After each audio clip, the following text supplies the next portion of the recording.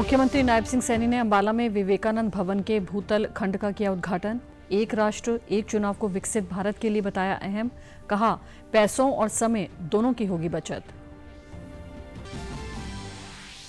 अंबाला व जींद प्रशासन ने पंजाब के संगरूर जिला प्रशासन को पत्र लिखकर किसान नेता जगजीत सिंह डल्लेवाल को उचित मेडिकल सहायता उपलब्ध करने का किया अनुरोध, किसानों से शांति बनाए रखने की अपील। हरियाणा की राज्यसभा सीट पर निर्विरोध चुनी गई भारतीय जनता पार्टी की उम्मीदवार रेखा शर्मा, कांग्रेस ने नहीं उतारा उम्मीदवार, 2028 तक रहेगा कार्यकाल।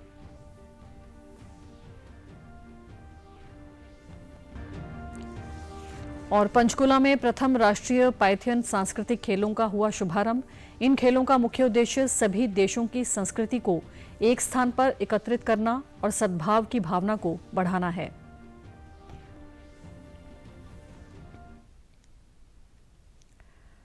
नमस्कार, मैं भानुप्रिया। अब समाचार विस्तार से। मुख्यमंत्री नायब सिंह सैनी ने आज अंबाला के तेपला में विवेकानंद भवन के भूतल खंड का उद्घाटन किया। इस दौरान उन्होंने 31 लाख रुपए स्कूल को देने की घोषणा करते हुए कहा कि बच्चों को अच्छी शिक्षा यहां से मिलती है और अच्छे संस्कार भी प्राप्त होते हैं। यहां से निकलकर बच्चों में राष्ट्र प्रेम की भावना भरी होती है और वे राष्ट्र की समृद्धि के लिए लगातार काम करते हैं। बाद में पत्रकारों से बातचीत में उन्होंने एक राष्ट्र एक चुनाव को लेकर कहा कि प्रधानमंत्री देश को विकसित राष्ट्र बनाना चाहते हैं और ये फैसला भी विकसित राष्ट्र की तरफ बढ़ाया गया एक कदम है। इस दौरान उन्होंने इस नीति का विरोध करने वाले लोगों पर कटाक्ष करते हुए कहा, विरोधी सिर्फ अपनी चिंता कर रहे हैं और प्रधानमंत्री पूरे राष्ट्र की ओर देख रहे हैं। वन नेशन वन इलेक्शन से पैसे और समय दोनों की बचत होगी और देश तेज गति से आगे बढ़ेगा। वहीं किसान नेता डल्लेवाल द्वारा शंभू बॉर्डर पर किए जा रहे अनशन पर किसान आंदोलन को सीएम सैनी ने कहा कि वे पंजाब सरकार से निवेदन करते हैं कि डल्लेवाल को उच्च स्तरीय चिकित्सा सुविधा उपलब्ध करवाएं। उन्होंने कहा कि पीएम मोदी ने बीते 10 सालों में किसानों के लिए बहुत काम किया है। जैसे हरियाणा में सभी फसलें एमएसपी पर खरीदी जा रही हैं, वैसे ही पंजाब सरकार को भी सारी फसलें एमएसपी पर खरीद लेनी चाहिए।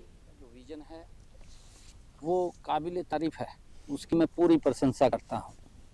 प्रधानमंत्री जी की जो सोच है कि मेरा देश ये विकसित राष्ट्र होना चाहिए, क्योंकि हम चुनावों के अंदर उलझे रहते हैं। इसको किसी ने आज तक सोचा नहीं है, किसी ने विचार नहीं किया इसके ऊपर। वन नेशन वन इलेक्शन, इससे देश को एक बड़ा लाभ मिलने वाला है। देश के अंदर जो खर्चे हैं वो भी कम होंगे और देश विकास की गति के ऊपर आगे बढ़ेगा। पंजाब सरकार से निवेदन भी करेंगे, क्योंकि पंजाब सरकार डल्लेवाल जी की चिंता करे और उसको कहीं उच्च कहीं न कहीं मेडिकल सुविधाएं उपलब्ध कराए, क्योंकि आदरणीय मोदी जी ने जो किसानों के हित में पिछले 10 वर्षों में काम किए वो गजब के काम किए। हम हरियाणा के अंदर किसान की 100% फसल एमएसपी पर खरीद रहे हैं।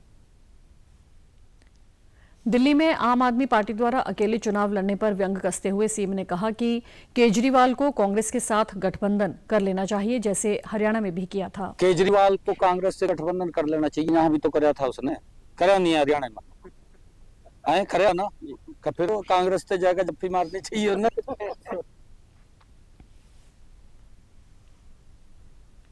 शंभू बॉर्डर खोले जाने की मांग पर सुप्रीम कोर्ट में आज सुनवाई हुई, जिसके तहत कोर्ट ने कई अहम आदेश दिए। हाई पावर कमेटी ने भी सुप्रीम कोर्ट को अंतरिम रिपोर्ट सौंप दी है। कोर्ट ने डल्लेवाल के अनशन के बारे में याचिका पर सुनवाई के दौरान केंद्र और पंजाब सरकार को डल्लेवाल को डॉक्टरी सहायता मुहैया करवाने, किसानों को कानून व्यवस्था व शांतमयी तरीका अपनाने के आदेश दिए हैं। साथ ही डल्लेवाल पर बल का प्रयोग न करने के आदेश देते हुए खाने के लिए मजबूर न करने की हिदायत भी दी है। कोर्ट ने कहा कि डल्लेवाल का जीवन किसी भी आंदोलन से कीमती है और किसान कुछ समय के लिए अपना आंदोलन स्थगित करें। सरकार को किसानों से बातचीत करने के लिए भी आदेश दिए गए हैं। गौरतलब है कि डल्लेवाल 18 दिन से अनशन पर हैं और उनका स्वास्थ्य बिगड़ रहा है। सुप्रीम कोर्ट ने पंजाब डीजीपी और केंद्रीय प्रतिनिधित्व को तुरंत कदम उठाने के आदेश दिए हैं। इस मामले की अगली सुनवाई 17 दिसंबर को होगी। वहीं अंबाला व जींद जिला प्रशासन ने पंजाब के संगरूर जिला प्रशासन को पत्र लिखकर किसान नेता जगजीत सिंह डल्लेवाल को उचित मेडिकल सहायता प्रदान करने का अनुरोध किया है। अंबाला के उपायुक्त पार्थ गुप्ता ने बताया कि उन्हें मीडिया के माध्यम से उनके स्वास्थ्य में गिरावट की खबर पता चली, जिसके बाद हमने संगरूर जिला प्रशासन से उन्हें बेहतर चिकित्सा सुविधा मुहैया करवाने की अपील की गई है। वहीं कल फिर से किसानों द्वारा दिल्ली कूच करने को लेकर उपायुक्त ने कहा कि मामला सुप्रीम कोर्ट में चल रहा है और उस पर भी स्टे लगा हुआ है। उन्होंने किसानों से शांति बनाए रखने की अपील करते हुए कहा कि किसानों के पास दिल्ली जाने की परमिशन नहीं है, इसलिए सुरक्षा व्यवस्था के पूर्ण प्रबंध किए गए हैं। प्रशासन ने उनसे हमने रिक्वेस्ट करी है कि आप जो है उनके जो है प्रिकॉशनरी स्टेप्स लें ताकि उनकी हेल्थ जो है ठीक रहे और ताकि उसका अगर जो है ऐसा कोई इल इफेक्ट या नेगेटिव इम्पैक्ट हमारे अंबाला जिले में बॉर्डर पे ना देखा जाए। तैयारियां जो पहले हमने करी हुई थी, पहले भी 2 जत्थे जो थे वो जाना चाहते थे, बट क्योंकि सुप्रीम कोर्ट में केस चल रहा है उन्होंने भी जो स्टे दे रखा है और साथ ही साथ दिल्ली से भी जो परमिशन नहीं उनको मिली है। तो हम लोग जो पहले एहतियातन हमने बरती थी उसी के अनुसार हम लोग तैयारी कर रहे हैं और हम लोग चाहते हैं कि रिक्वेस्ट करते हैं कि जो है वहाँ पर जो स्थिति कंट्रोल में रहे और शांतिपूर्ण बनी रहे।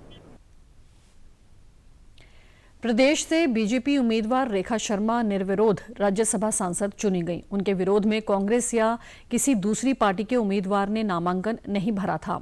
आज नामांकन वापसी का अंतिम दिन था, जिसके बाद उन्हें जीत का सर्टिफिकेट दिया गया। उनका कार्यकाल 2028 तक रहेगा। इस दौरान शिक्षा मंत्री महिपाल ढांडा और पूर्व विधानसभा स्पीकर ज्ञानचंद गुप्ता मौजूद रहे। रिटर्निंग अधिकारी आईएएस अशोक कुमार मीणा ने रेखा शर्मा को जीत का सर्टिफिकेट सौंपा। बता दें कि भाजपा ने राष्ट्रीय महिला आयोग की चेयरपर्सन रह चुकी रेखा शर्मा को राज्यसभा उम्मीदवार बनाया था। 90 सीटों वाली हरियाणा विधानसभा में भाजपा के 48 विधायक हैं, जबकि 3 निर्दलियों का भी उन्हें समर्थन है। अपनी जीत पर खुशी जताते हुए रेखा शर्मा ने कहा कि लोगों की आवाज उठाना मेरी प्राथमिकता रहेगी। वहीं एक राष्ट्र एक चुनाव को लेकर उन्होंने कहा कि इसके लागू होने से जो पैसा बचेगा वो देश में के विकास में लगेगा। जनता की आवाज उठाएं। मैं महिलाओं के वहां से आई हूं, 9 साल मैंने काम किया है, तो उनके दुख दर्द या उनके एम्पावरमेंट के लिए जो भी काम बनेगा वो मैं करूंगा।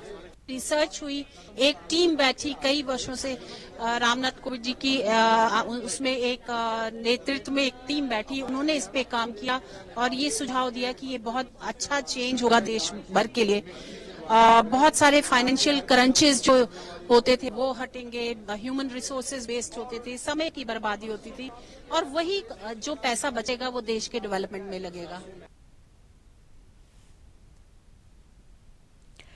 राष्ट्र आज उन सुरक्षा कर्मियों और शहीदों को श्रद्धांजलि अर्पित कर रहा है जिन्होंने 23 साल पहले 13 दिसंबर 2001 को आतंकवादी हमले के दौरान संसद की रक्षा करते हुए अपनी जान गंवा दी थी। राष्ट्रपति द्रौपदी मुर्मू ने वर्ष 2001 में आज के ही दिन संसद को आतंकी हमले से बचाने में अपना जीवन बलिदान करने वाले बहादुर कर्मियों को श्रद्धांजलि अर्पित की। उन्होंने एक सोशल मीडिया पोस्ट में संसद के सुरक्षा कर्मियों के अदम्य साहस और निस्वार्थ सेवा का स्मरण किया।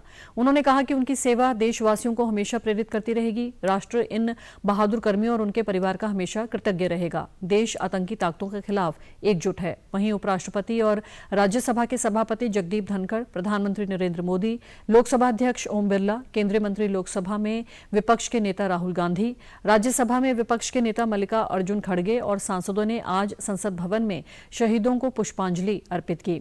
इस अवसर पर शहीदों के परिवार के सदस्य भी मौजूद थे।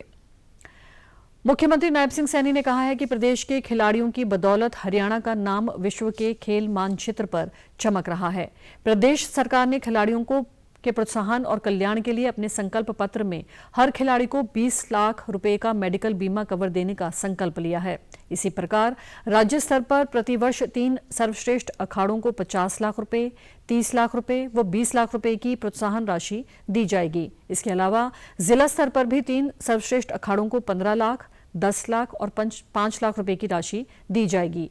वे कल कुरुक्षेत्र में हरियाणा कुश्ती दंगल के समापन अवसर पर बोल रहे थे। कुश्ती दंगल में महिला वर्ग में हिसार की नेहा और पुरुषों के 79 किलोग्राम में चंद्रमोहन प्रथम स्थान पर रहे। इससे पहले मुख्यमंत्री ने विजेता पहलवानों को सम्मानित करते हुए उन्हें बधाई दी। उन्होंने कहा कि पिछले 2 दिनों से इस दंगल में जिला और क्षेत्रीय स्तर पर 500 से अधिक पहलवानों ने भाग लिया। यह गर्व का विषय है कि आज कुश्ती के विभिन्न श्रेणियों के फाइनल राउंड में पहुंचे 32 पहलवानों में से 16 लड़कियां हैं। खेल के क्षेत्र में राज्य की उपलब्धियां बेमिसाल हैं। और क्षेत्रीय स्तर पर 500 से अधिक पहलवानों ने इसमें भाग लिया है। मुझे गर्व है कि आज कुश्ती के अंतिम चरण में पहुंचे 32 पहलवानों में से 16 हमारी बेटियां हैं जो आज इस कुश्ती दंगल में हिस्सा ले रही हैं। हर खिलाड़ी को 20 लाख रुपए का मेडिकल बीमा कवर देने का ये संकल्प लिया है और इसी प्रकार राज्य स्तर पर प्रति वर्ष 3 श्रेष्ठ अवार्डों को 50 लाख, 30 लाख और 20 लाख रुपए का प्रोत्साहन राशि दी जाएगी। ऐसा भी निर्णय हमारी सरकार ने लिया है कि हमने प्रदेश स्तर से इसको जिला स्तर के ऊपर भी 3 सर्वश्रेष्ठ अखाड़ों को 15 लाख, 10 लाख और 5 लाख रुपए की राशि दी जाएगी। ये भी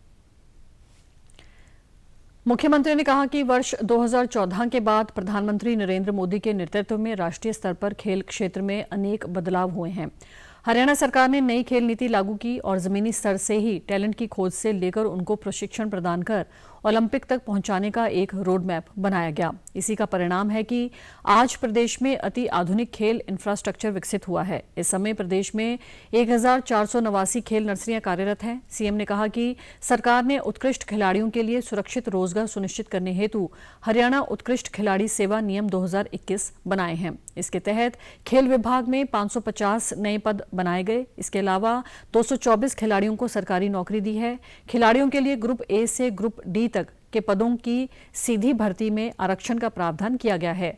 हरियाणा देश का पहला राज्य है जो पदक विजेता खिलाड़ियों को सबसे अधिक नगद पुरस्कार देता है।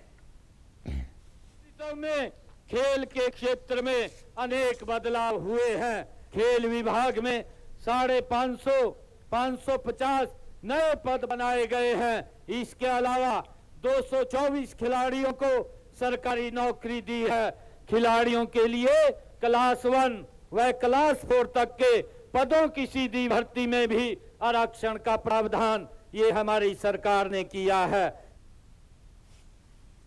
इस अवसर पर प्रदेश के खेल राज्य मंत्री गौरव गौतम ने कहा कि राज्य में मजबूत खेल इंफ्रास्ट्रक्चर तैयार किया गया है ताकि खिलाड़ियों को सभी आधुनिक सुविधाएं प्राप्त हो सकें। उन्होंने कहा कि देश की 2% जनसंख्या का प्रतिनिधित्व करने वाला हरियाणा आज खेलों का पावर हाउस बना हुआ है। खेलते हुए ना कि कोई हार जीत की भावना हो।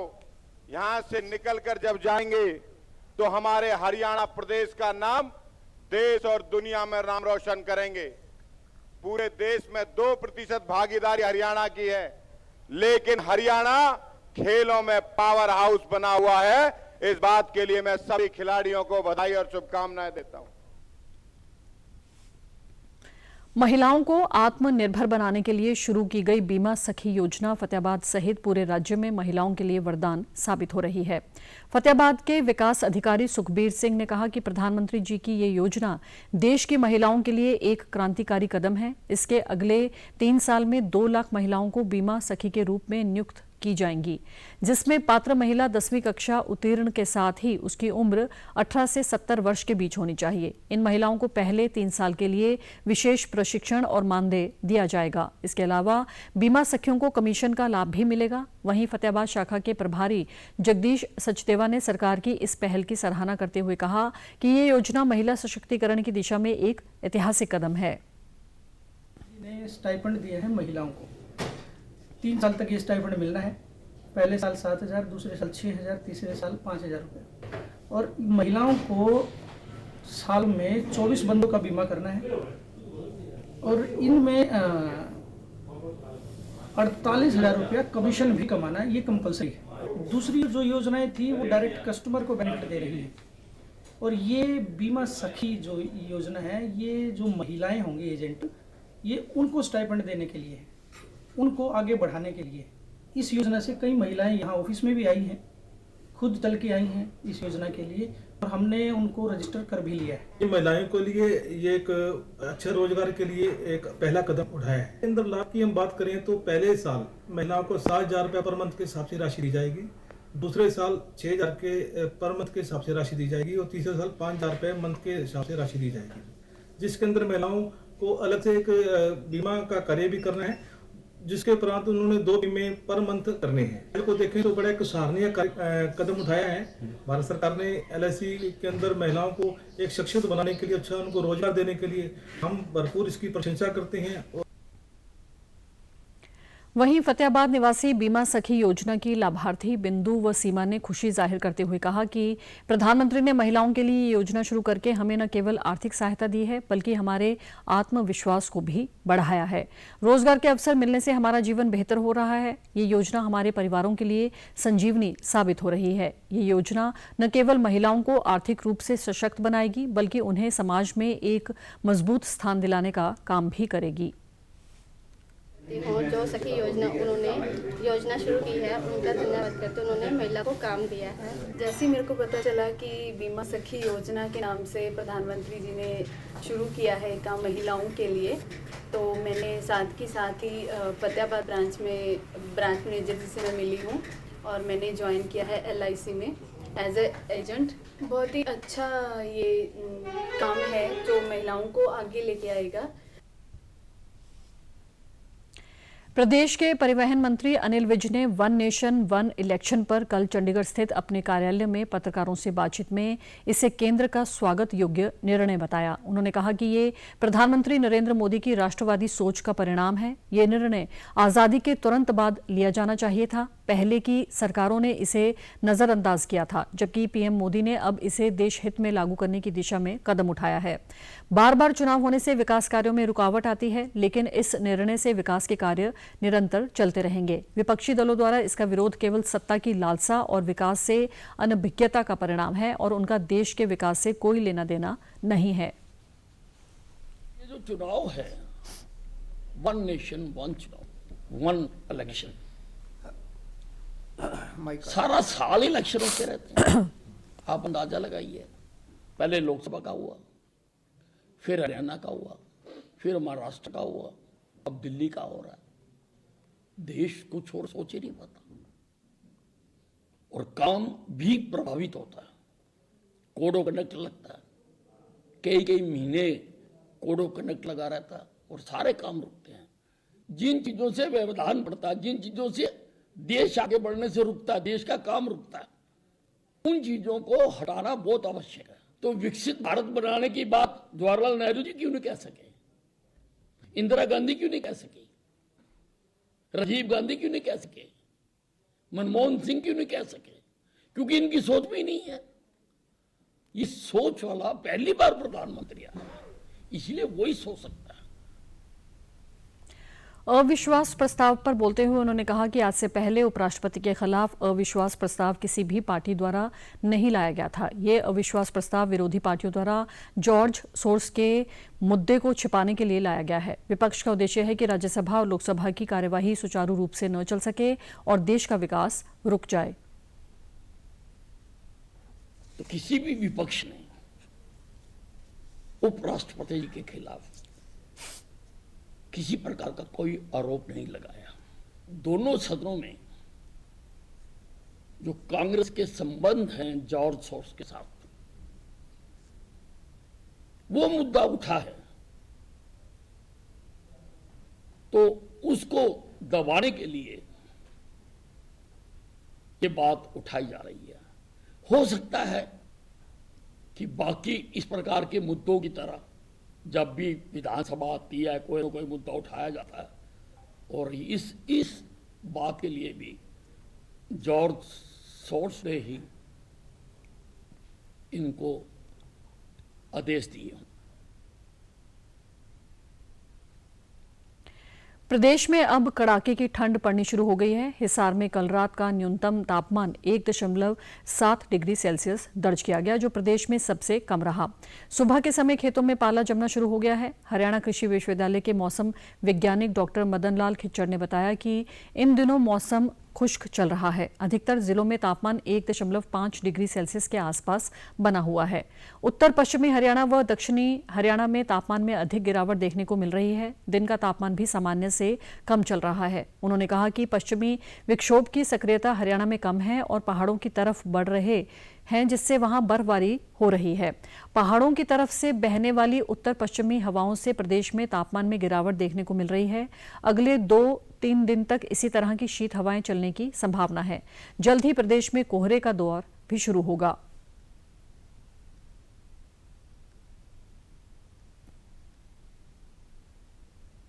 जो पश्चिमी विक्षोभ है वो हमारे मैदानी क्षेत्रों में कम इफेक्टिव हो रहे हैं और वो पहाड़ों की तरफ बढ़ रहे हैं, जिसके कारण वहाँ बर्फबारी हो रही है। और उस ओर से जो हवाएं आ रही है उत्तर पश्चिमी, उनके कारण तापमान में गिरावट देखने को मिली है। क्योंकि अभी अगले 2-3 दिनों तक भी शीत हवाएं चलने की संभावना है। दिन के समय भी हवाएं चलेगी, जिससे दिन का तापमान में भी कमी आने की है और रात्रि तापमान में भी 1 से 2 डिग्री और गिरावट आने की संभावना है। और कुछ क्षेत्रों में कहीं पाला पड़ने की भी संभावना बन रही है। किसानों को सलाह देते हुए उन्होंने कहा कि पौध, सब्जी व फलदार पौधों के ऊपर इस ठंड का सबसे अधिक असर होता है। सब्जी, फलदार पौधों व सरसों की फसल में हल्की सिंचाई की जा सकती है। वहीं अधिक सर्दी से गेहूं की फसल में पैदावार अधिक होती है। आगामी समय में पश्चिमी विक्षोभ अपनी सक्रियता दिखाएंगे, जिससे प्रदेश में बारिश भी हो सकती है। पाले का इफेक्ट फसलों में विशेषकर सरसों पर ज़्यादा प्रभाव पड़ता है और सब्जी और फलदार पौधों में भी इसका प्रभाव देखने को मिलता है।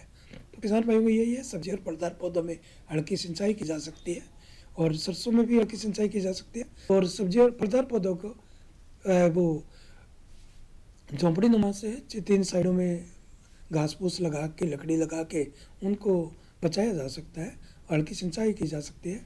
और सरसों में फसलों में विशेषकर सरसों में ज़्यादा बेटा, गेहूँ में इसका कोई ज़्यादा प्रभाव नहीं पड़ेगा। ये ग्रोथ में भी ठंड जितनी बढ़ेगी गेहूं के लिए फायदा होता है ग्रोथ बढ़ने के लिए। पंचकुला के सेक्टर 3 स्थित ताऊ देवीलाल खेल स्टेडियम में प्रथम राष्ट्रीय पायथन सांस्कृतिक खेलों का शुभारंभ हुआ। इस अवसर पर देश के कई राज्यों के कलाकारों ने शानदार सांस्कृतिक कार्यक्रमों की प्रस्तुतियां दी। राजस्थान, हिमाचली, हरियाणवी व पंजाब के लोक नृत्य ने भी दर्शकों के साथ खिलाड़ियों का मनोरंजन किया। इस अवसर पर विभिन्न राज्यों के प्रतिनिधियों ने भी अपने विचार रखे और खेलों को लेकर बच्चों को प्रोत्साहित किया। उन्होंने कहा कि खेलों से नई परंपरा को बढ़ावा मिलेगा। इस दौरान सभी खिलाड़ियों को नशे से दूर रहने की शपथ भी दिलाई गई। इससे पूर्व सेक्टर 5 स्थित परेड ग्राउंड में पाइथन चित्रकला प्रतियोगिता में 1000 से अधिक बच्चों ने भाग लेकर प्रकृति विषय पर अपनी कला के द्वारा संदेश दिया। पाइथन खेलों के अंतर्राष्ट्रीय अध्यक्ष प्रनेश क्लासेस ने कहा कि इन खेलों का आयोजन करने का मुख्य उद्देश्य सभी देशों की संस्कृति को एक स्थान पर एकत्रित करना है तथा सद्भाव की भावना को बढ़ाना है।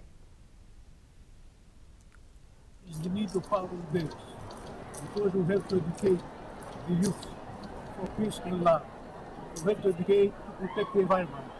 So it's a double message: peace in the world and protecting the environment. PCI के प्रधान विजेंद्र गोयल ने कहा कि 1630 वर्षों के बाद तत्कालिक परंपरागत संस्कृति एवं खेलों का पुनः आगाज किया गया है। इन खेलों को विश्व स्तर पर पॉपुलर बनाया जाएगा। राष्ट्रीय स्तर पर इन खेलों ने इतिहास रचा है और प्रधानमंत्री नरेंद्र मोदी ने इन खेलों को बढ़ावा दिया है। पीसीआई का प्रयास है कि 2026 में ट्रेडिशनल खेलों का ओलंपिक आयोजित किया जाए। एक इतिहास लिखने जा रहे हैं जो जनरेशन से जनरेशन इंडियन गेम्स को आगे बढ़ाएगा। और आपको खुशी होगी, आपके पंचकुला शहर में भी करीबन 12 कंट्री के लोग पार्टिसिपेट कर रहे हैं। अभी भी मंच पे आप देखें, बांग्लादेश से हमारे यहाँ आए हुए हैं, कोरिया से आए हुए हैं, हमारे नेपाल से लोग आए हुए हैं, हमारे अफ्रीकन कंट्रीज के बच्चे पार्टिसिपेट कर रहे हैं, जिनको कल से आप उनको परफॉर्म करते हुए देखेंगे। तो ये गेम जो विश्व में कॉन्सेप्ट जो भारत से जा रहा है और प्रधानमंत्री नरेंद्र मोदी जी का आर्ट एंड कल्चर में और जो स्पोर्ट्स है इसको बढ़ाने में हमेशा ही उनका अलग देश को अलग दिशा में ले जा रहे हैं।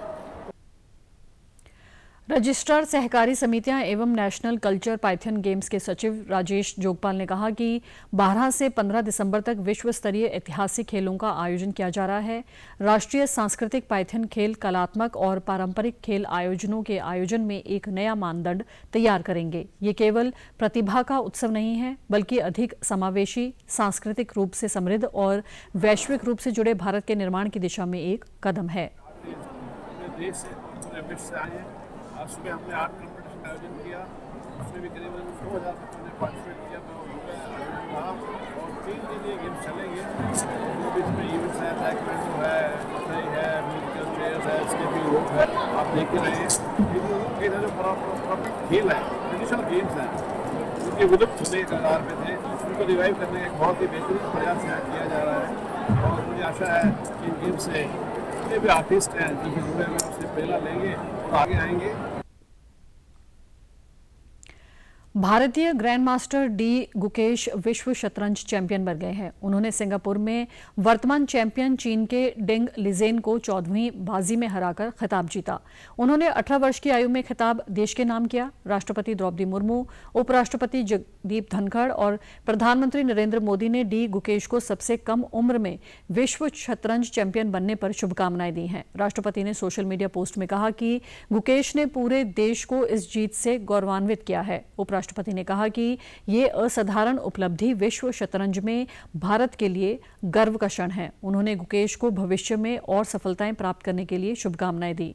वहीं प्रधानमंत्री मोदी ने भी विश्व शतरंज चैंपियनशिप का खिताब जीतने पर डी गुकेश को बधाई देते हुए कहा कि ये ऐतिहासिक उपलब्धि उनकी अद्वितीय प्रतिभा, कड़ी मेहनत और दृढ़ संकल्प का परिणाम है। उधर लोकसभा और राज्यसभा ने सबसे युवा विश्व शतरंज चैंपियन बनने पर डी गुकेश को बधाई दी है।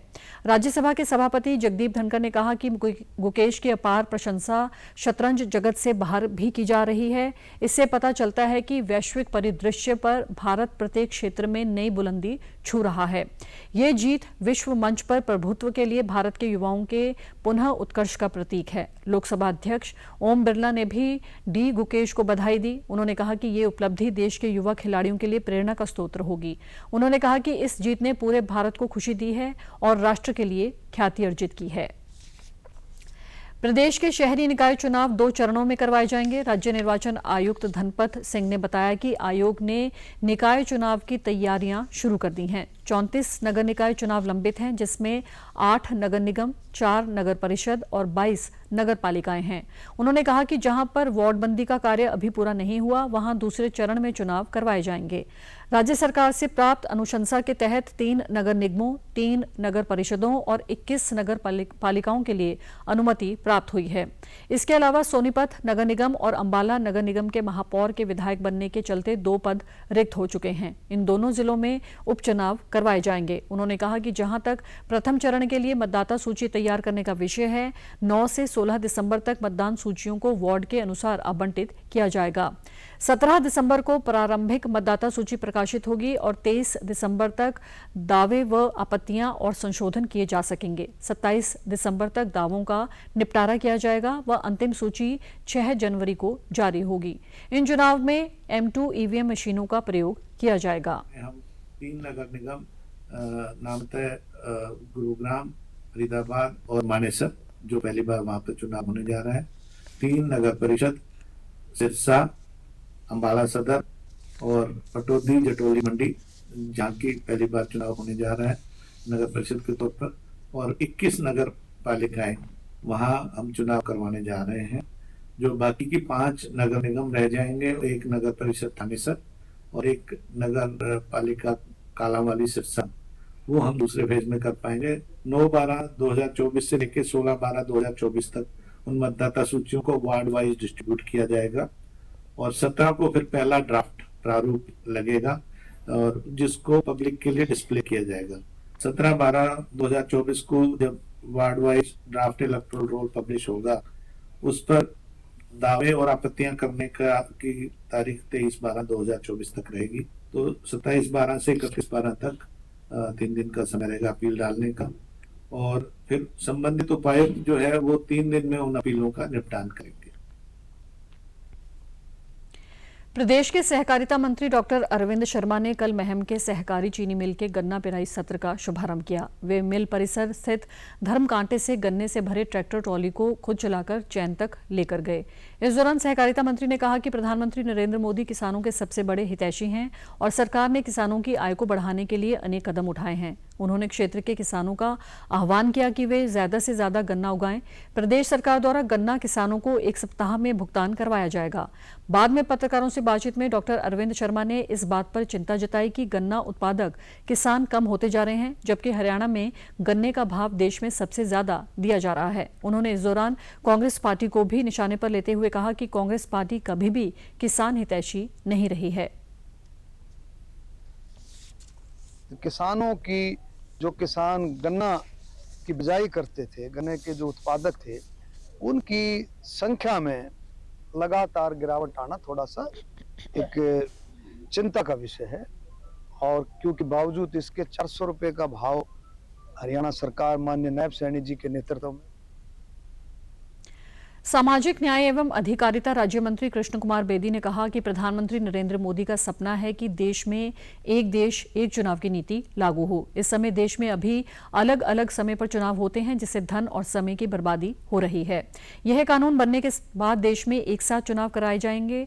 उन्होंने कांग्रेस पर कटाक्ष करते हुए कहा कि कांग्रेस कमजोर पार्टी है और लाचार विपक्ष पहली बार देखा है। अभी तक वे अपना विपक्ष का नेता नहीं चुन पाए हैं। कांग्रेस का नेतृत्व भी कमजोर है, जो निर्णय नहीं ले पाया है। बहुत देश के लिए ये हितकारी बात है। मोदी जी का सपना था कि सारा साल 5 के 5 साल देश चुनाव में उलझा रहता है। एक उसकी शुरुआत की है, उसका क्या स्वरूप होगा वो तो बाद में तय होगा, परंतु 1 नेशन 1 इलेक्शन देश की पॉलिसीज को इम्प्लीमेंट करने में। वे आज नरवाणा के न्यायिक परिसर स्थित बार रूम में वकीलों द्वारा आयोजित कार्यक्रम को संबोधित कर रहे थे। उन्होंने कहा कि बार एसोसिएशन में सभी आधुनिक सुविधाएं उपलब्ध करवाई जाएंगी। एसोसिएशन के लिए पहले मंजूर 51 लाख रुपए की राशि नगर परिषद में आ चुकी है। इसके अलावा उन्होंने कहा कि नरवाणा विधानसभा क्षेत्र को शिक्षा, स्वास्थ्य और सुरक्षा के क्षेत्र में अग्रणी क्षेत्रों में शुमार होगा। स्थानीय नागरिक अस्पताल का नवीनीकरण भी किया जाएगा। हिसार रोड फाटक पर जल्द ही ओवरब्रिज का निर्माण कार्य शुरू किया जाएगा। समाचारों में आज इतना ही। नमस्कार।